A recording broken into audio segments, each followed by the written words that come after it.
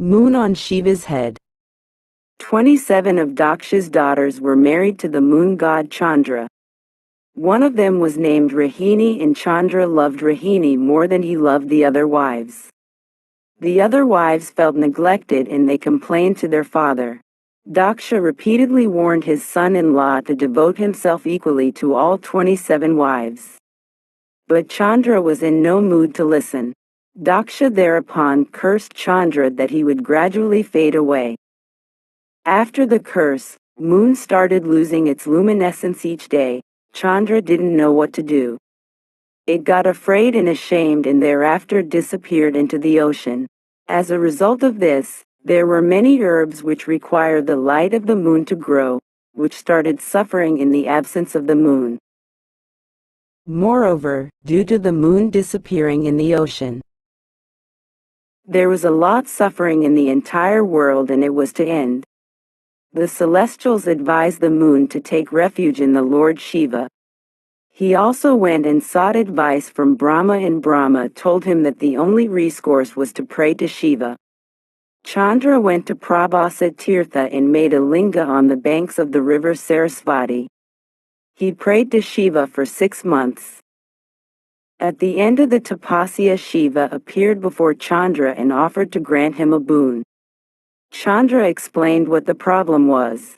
Listening to this, Shiva replied that Daksha's curse cannot be entirely ignored and, thus, proposed a compromise.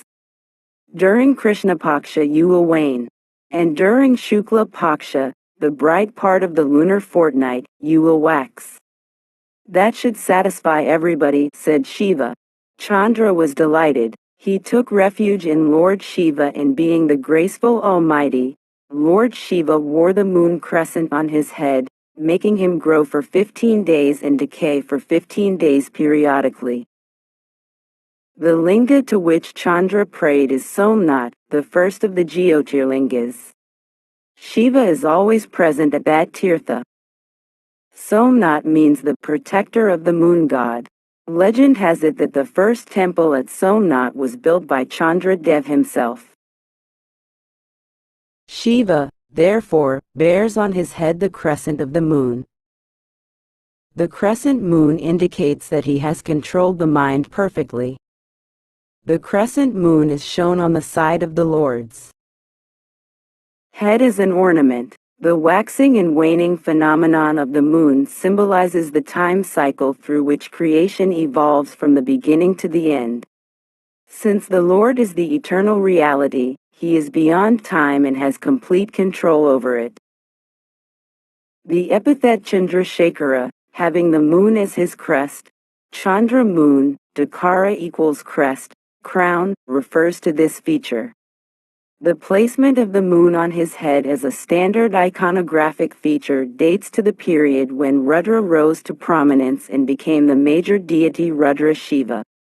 The origin of this linkage may be due to the identification of the moon with Soma, and there is a hymn in the Rig Veda where Soma and Rudra are jointly implored, and in later literature Soma and Rudra came to be identified with one another, as were Soma and the moon. Because the moon adorns the head of Lord Shiva, which is the peak point of any human being, he is called Chandrasekhara.